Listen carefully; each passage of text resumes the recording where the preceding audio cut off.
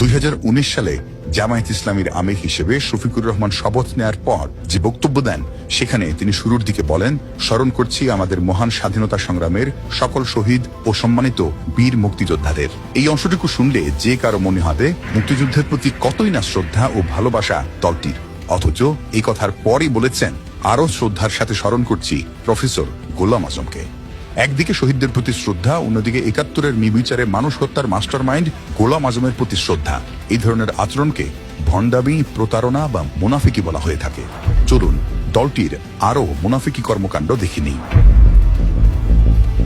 জামায়াতে ইসলামীর মুনাফিকি শুরু হয়েছিল তাদের জন্মলগ্ন থেকেই। দলটির প্রতিষ্ঠাতা মাওলানা আবুল আলা মওদুদী ভারত ভাগের বিপক্ষে ছিলেন। তিনি বলেছিলেন, পাকিস্তান নামক কোন রাষ্ট্রের জন্ম হলে সেটা হবে আহাম্মকের বেহেশত এবং মুসলমানদের কাফেরানা রাষ্ট্র। অথচ 47-এ পাকিস্তানেই চলে যান তিনি এবং দেশটিকে আল্লাহর দান হিসেবে উল্লেখ করেন। গোলাম আজম 1952 সালের ভাষা আন্দোলনে যোগ দিয়েছিলেন। এ নিয়ে বর্তমান সময়েও দলটি গর্ব করে। অথচ 1970 সালে পশ্চিম পাকিস্তানের শুক্কুর শহরে এক সংবর্ধনা সভায় গোলাম আজম বলেন, 52 সালে ভাষা আন্দোলনে অংশ নেওয়া তার মারাত্মক ভুল ছিল। জামায়াতে ইসলামী 47-এ যেমন পাকিস্তান রাষ্ট্রের বিরোধিতা করেছিল, তেমনি বাংলাদেশ যখন পাকিস্তানের শোষণ থেকে বাঁচতে স্বাধীনতা চাইল, তখন এদেশে থেকে সেটার বিরোধিতা করে জামাত। এটি প্রমাণিত যে ৭১-এ গণহত্যা সহ মানবতা বিরোধী অপরাধের সবই করেছে দলটি। শুধু তাই নয়, মুক্তিযুদ্ধের পর মুসলিম রাষ্ট্রগুলো যেন বাংলাদেশকে স্বীকৃতি না দেয়, সেজন্য সৌদি আরবকে ভূমিকা নেয়ার জোর তদবির চালায় গোলাম আজম। এজন্য তিনি মধ্যপ্রাচ্যের দেশগুলো সফর শুরু করেন 1973 সালে। 1986 সালে স্বৈরাচার এরশাদের আমলে বিএনপি নির্বাচন বর্জন করলেও আওয়ামী লীগ ও জামায়াত ইসলামী সেই নির্বাচনে যায়। এতে কি হয়? এরশাদের শাসন বৈধতা পায়। সেই নির্বাচনে অংশ নিয়ে হাসিনা আর জামায়াত মূলত এদেশের মানুষের সঙ্গে মুনাফিকি করেছে। 2024 সালের 16 ডিসেম্বর সারা দেশে বিজয় র্যালি করে জামায়াত ইসলামী। সেই ডিসেম্বরে শিবির প্রকাশিত ছাত্র সংবাদ সংখ্যায় ছাপা হয়েছে, অনেক মুসলিম না বুঝে মুক্তিযুদ্ধে জড়িয়ে পড়েছিল। এটা তাদের ব্যর্থতা ও অদূরদর্শিতা ছিল। একদিকে মুক্তিযুদ্ধকে বিদ্রুপ করা, আরেকদিকে বিজয় র্যালি বের করা জামাতের মুনাফিকির সবচেয়ে বড় প্রমাণ।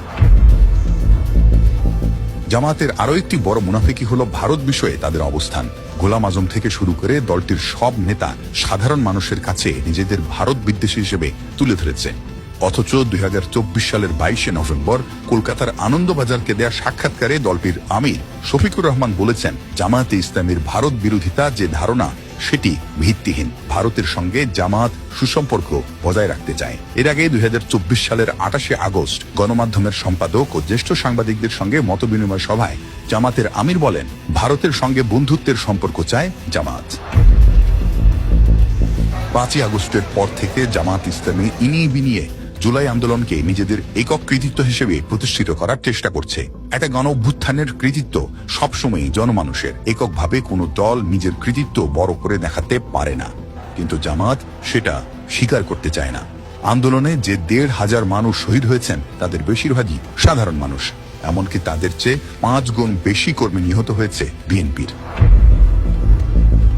জুলাই আন্দোলনে একদিকে নিজেদের অনেক ত্যাগ ও সংগ্রামের কথা বলে জামায়াত ইসলামী, অন্যদিকে আবার আওয়ামী লীগকে ক্ষমা করে দেওয়ার কথাও বলে। 2024 সালের 14 নভেম্বর জামায়াতের আমির বলেন, আমি বারবার ফ্যাসিজম আর ফ্যাসিস্ট বলা পছন্দ করি না।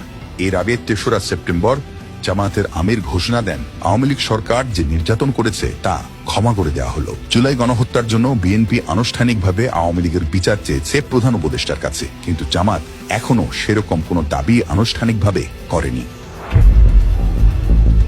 জুলাই আন্দোলনের সময় বসুন্ধরা গ্রুপের মালিকানাধীন মিডিয়াগুলো, বিশেষ করে কালের কণ্ঠ পত্রিকা, হাসিনার পক্ষ নিয়ে ছাত্র আন্দোলনকে বিকৃত করে নানা রকম অপপ্রচার চালায়। অথচ পত্রিকাটির প্রতিষ্ঠা বার্ষিকীতে জুলাই আন্দোলনে ভূমিকা রাখার জন্য ধন্যবাদ জানিয়ে ভিডিও বার্তা পাঠান ছাত্র শিবিরের সেক্রেটারি নুরুল ইসলাম সাদ্দাম। জুলাই গণ অভ্যুত্থানে ফ্যাসিবাদ বিরোধী যে কাভারেজ, সেটি প্রশংসার দাবি রাখে।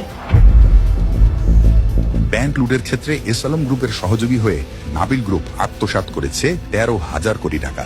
অথচ রাজশাহীতে জামায়াতের কর্মী সম্মেলনে একেবারে মঞ্চে উপস্থিত ছিলেন এই নাবিল গ্রুপের চেয়ারম্যান আমিনুল ইসলাম স্বপন।